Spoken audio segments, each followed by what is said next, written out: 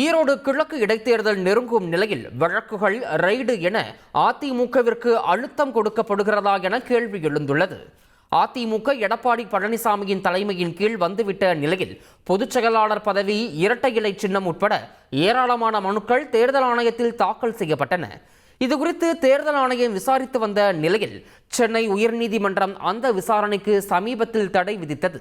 இது ஒருபுறம் இருக்க, எடப்பாடி பழனிசாமியின் உறவினர்கள் வீடுகளில் 3வது நாளாக அமலாக்கத்துறை சோதனை தொடர்வது பரபரப்பை ஏற்படுத்தியுள்ளது.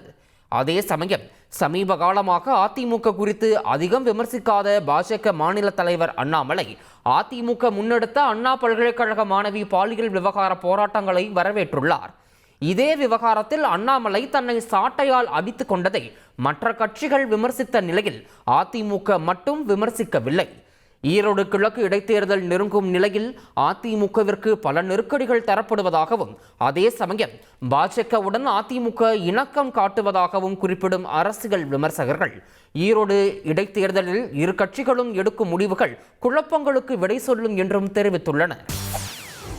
செய்திகளை உடனுக்குடன் தெரிந்து கொள்ள உடனே சப்ஸ்கிரைப் பண்ணுங்க.